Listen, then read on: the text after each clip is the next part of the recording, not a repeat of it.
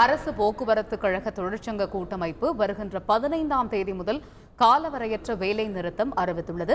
அவர்களுடனான முத்தரப்பு பேச்சுவார்த்தை இன்று மீண்டும் சென்னை தேனாம்பேட்டையில் உள்ள தொழிலாளர் நல ஆணையர் அலுவலகத்தில் துவங்கியுள்ளது. இதுகுறித்து கூடுதல் தகவல்கள் எமது செய்தியாளர் விவேகானந்தன் தர கேட்கலாம். விவேகானந்தன், இந்த முத்தரப்பு பேச்சுவார்த்தையில யார் யாரெல்லாம் கலந்து கொண்டுள்ளனர், என்ன கோரிக்கைகள் இன்றைய பேச்சுவார்த்தையில் முன்வைக்கப்பட உள்ளது? கண்டிப்பாக. அதாவது தமிழகத்தில் மொத்தம் அரசு 8 போக்குவரத்து கழகங்கள் உள்ளன. இதில் 1,43,000 ஊழியர்கள் உள்ளனர். இவர்களுக்கு 3 ஆண்டுக்கு ஒரு முறை ஊதிய ஒப்பந்தம் போடுவது வழக்கம். 12வது ஊதிய ஒப்பந்தம் பொறுத்தவரை 2016 ஆகஸ்டுடன் முடிவடைகிறது. செப்டம்பர், அதாவது 2016 செப்டம்பர் முதல் 13வது ஊதிய ஒப்பந்தம் போடப்பட வேண்டும். இதற்காக முதல்கட்ட பேச்சுவார்த்தை கடந்த மார்ச் 7ஆம் தேதி நடந்தது. அந்த பேச்சுவார்த்தையில் தொழிற்சங்க கூட்டமைப்பு தரப்பில் சொல்லப்பட்ட கருத்து என்னவென்றால், ஊதிய ஒப்பந்தத்துக்கு முன்கூட்டி ஏற்கனவே நிலுவைத் தொகையில் தரப்பட வேண்டும். அதாவது போக்குவரத்து கழகங்களில் 63,000 தொழிலாளர்கள் ஓய்வு பெற்றவர்கள் இருக்கின்றனர். அவர்களுக்கு 2,000 கோடி ரூபாய் நிலுவைத் தொகை தர வேண்டும். அதே போல தற்போது உள்ள ஊழியர்களுக்கான நிலுவைத் தொகையை பொறுத்தவரை 4,500 கோடி ரூபாய் உள்ளது. இந்த தொகையை கொடுப்பதற்கான தீர்வுகளை கண்ட பிறகு நாம் ஊதிய ஒப்பந்தத்தை குறித்து பேசிக்கொள்ளலாம் என அவர்கள் அந்த கூட்டத்தில் சொன்னனர். அதனைத் தொடர்ந்து 2ஆம் கட்டமாக இந்த மே 4ஆம் தேதி சென்னை குரோம்பேட்டில் உள்ள மாநகர போக்குவரத்து கழக பயிற்சி மையத்தில் 2ஆம் கட்டமாக அந்த பேச்சுவார்த்தை நடந்தது. அப்போது அரசு தரப்பில் 500 கோடி ரூபாய் நிலுவைத் தொகை கொடுக்க முன் வந்தனர்.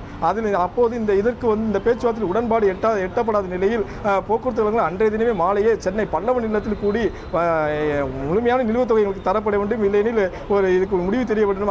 அந்த கருத்தை வலியுறுத்தி வரும் 15ஆம் தேதி காலவரையற்ற வேலை நிறுத்தத்தில் ஈடுபடுவது என அறிவித்தனர். இதைத் தொடர்ந்து போக்குவரத்துறை அமைச்சர் MR விஜயபாஸ்கர் அவர்கள் கடந்த 8ஆம் தேதி அடுத்து 11ஆம் தேதி 2 கட்டமாக ஊழியருடன் திரும்பவும் தொழிற்சங்க கூட்டமைப்பினுடன் பேச்சுவார்த்தை நடத்தினார். அந்த பேச்சுவார்த்தையிலும் அதாவது 500 கோடிங்கிற தாண்டி 750 கோடி வரை கொடுப்பதற்கு அரசு தயாராக இருக்கிறது என்ற நிலைப்பாட்டை அவர் தெரிவித்தார். இருப்பினும் அதிலும் உடன்பாடு ஏற்படவில்லை.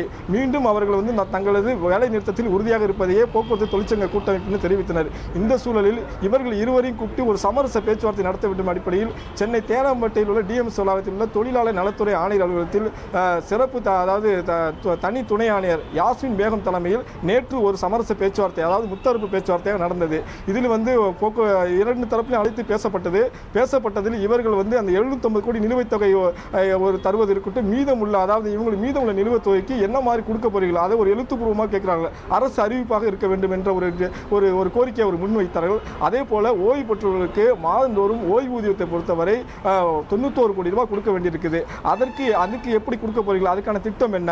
மேலும் பேருந்து இயக்கத்தை பொறுத்தவரை 1 கிலோமீட்டருக்கு 500 ரூபாய் வருவாய் இழப்பு ஏற்படுகிறது. அப்படி பார்க்கும் பட்சத்தில் தினமும் 5 கோடி ரூபாய் போக்குவரத்து கழகங்களுக்கு வருவாய் இழப்பு ஏற்படுகிறது.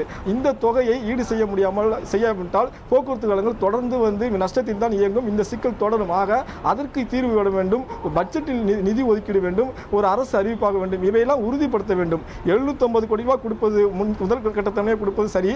அதே சமயத்தில் மீதம் உள்ள நிலுவைத் தொகைக்கு எந்த மாதிரி கொடுக்க போறீங்களா, அந்த சிஸ்டம் என்ன மாதிரி, அதுக்கான ஒரு இந்த கால அளவிற்குள் கொடுங்கள் அப்படிங்கிற மாதிரி எழுத்துப்பூர்வமான ஒரு வேண்டும் அப்படிங்கிற கோரிக்கையை தொழிற்சங்க கூட்டமைப்பு வைத்தனர். இந்த சூழல் தான் நேற்று 2 முறை பேச்சுவார்த்தை நடந்தும் அது இழுபறியாக நீடித்தது.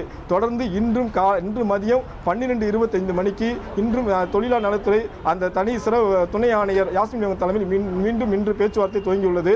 இந்த முத்தரப்பு பேச்சுவார்த்தையில் அதாவது முக்கிய தொழிற்சங்கங்களான LPF தொழிற்சங்கத்தை சேர்ந்த பொதுச் செயலாளர் சண்முகம் மற்றும் பொருளாளர் நடராஜன், அதே போல CITU சார்ந்த பொதுச் செயலாளர் ஆறுமுக நயினார் உள்ளிட்ட 10 தொழிற்சங்க கூட்டமைப்பினர் கலந்து உள்ளனர். அதே போல போக்குவரத்து கழகங்களில் உள்ள முக்கிய நிர்வாக இயக்குநர் பங்கேற்றுள்ளனர். யாஸ்மின் பேகம் தலைமையில் நடக்கும் இந்த பேச்சுவார்த்தை சரியாக 12:25 மணிக்கு துவங்கி தொடர்ந்து நடைபெற்று வருகிறது. இன்றைய பேச்சுவார்த்தையில் நேற்று அவர்கள் தொழிற்சங்க கூட்டமைப்பினர் கோரிக்கை வைத்ததற்கு எழுத்துப்பூர்வமாக கேட்டதற்கு அரசு தரப்பில் இருந்து ஒரு உறுதியான முடிவோ ஒரு சாதகமான முடிவோ வந்தால் இந்த வேலை நிறுத்தம் வாபஸ் வாய்ப்பு இருக்குது. இல்லையெனில் இவர்கள் அந்த வேலை நிறுத்தத்தில் உறுதியாக இருப்பதாக தொழிற்சங்க தரப்பில் நமக்கு தெரிவித்துள்ளனர். இந்த சூழலில் தான் கடந்த 12:20 மணி துவங்கி தொடர்ந்து இந்த பேச்சுவார்த்தை நடைபெற்று வருகிறது. விவேகானந்தன், ஏற்கனவே பல கட்ட பேச்சுவார்த்தைகள் இந்த விவகாரத்தில் நடந்து முடிந்திருக்கிறது. ஒவ்வொரு வாட்டியும் போக்குவரத்து தொழிலாளர்கள் முன்வைக்கக்கூடிய கோரிக்கைக்கு 750 கோடி ரூபாய் மட்டுமே அரசு தரப்பில் ஒரு பதிலாக வைக்கப்பட்டிருக்கிறது. இந்த நிலைமையில தான் இன்னைக்கு முத்தரப்பு பேச்சுவார்த்தை நடைபெற்றிருக்கிறது. இதுல ஒரு தீர்வு எட்டப்படுவதற்கான சாத்தியக்கூறுகள் இருக்கிறதா? தீர்வு பார்க்கும்போது ரெண்டு விதமாக பார்க்க வேண்டிய, அதாவது 750 கோடி ரூபாய் தான் அரசு தர வேண்டும். இதுவரை அரசு தரப்பில் இவ்வளவு ஒரு மிகப்பெரிய தொகை இது கொடுக்கப்படுகிறது. ஆகையால் இந்த வேலை நிறுத்தத்தை நீங்கள் வாபஸ் வர வேண்டும் என்று அமைச்சர் எம்.ஆர். விஜயபாஸ்கர் நேற்றே ஒரு வேண்டுகோள் விடுத்தார். அது ஒரு பெரிய தொகை தான். இருப்பினும் இவர்கள் தொகை கிட்டத்தட்ட 6500 கோடி ரூபாய் வரை இவர்கள் ஊழியரின் பணத்தை கொண்டு போக்குவரத்து நிர்வாக இயக்கப்பட்டுள்ளன, பேருந்துகள் இயக்கப்பட்டுள்ளன, இயக்க செலவாக போயிருக்கிறது. அப்படியானால் இந்த பணத்திற்கு 750 கோடி போக மீதமுள்ள நிலுவைத் தொகையை எப்படி தரப்போறீர்கள்? அதற்கான திட்டம் என்ன? இதுதான் இவர்கள் தொழிற்சங்க கூட்டமைப்பில் கேட்கும் கேள்வி. முதல் கட்டமாக 750 கோடி தருவது சரி, மீதமுள்ள இந்த பணம் எப்படி தரப்போறீர்கள்? ஓய்வூதியம் பெறுவர்கள் மாதத்திற்கு 91 கோடி ரூபாய் கொடுக்க வேண்டியிருக்கு. அதற்கு அந்த பணம் எப்படி கொடுக்க போறீர்கள்? ஒவ்வொரு மாதமும் தாமதமாக கொடுக்கப்படுகிறது. அதற்கு என்ன திட்டம் இருக்கு? மேலும் இந்த போக்குவரத்து கழகங்கள் வருவாய் இழப்பு ஏற்பட்டால் மீண்டும் மீண்டும் ஆண்டுதோறும் இந்த பிரச்சனை ஏற்படும். 3 ஆண்டுக்கு ஒரு முறை தான் ஊதிய ஒப்பந்தம் நடக்கிறது.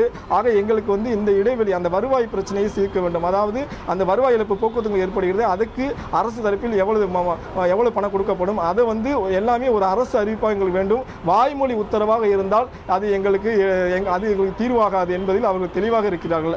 அப்போ அதன்படி இந்த அரசு தரப்பு நிர்வாகிகள் பங்கேற்றுள்ளவர்கள் கலந்து ஆலோசித்து அந்த உறுதியை அளித்தாலும் எழுத்துப்பூர்வம் அளித்தால் மட்டுமே இந்த இதில் ஒரு தீர்வு ஏற்படும். இல்லையெனில் இந்த இழுபறி நீடிக்கும் என தெரிகிறது.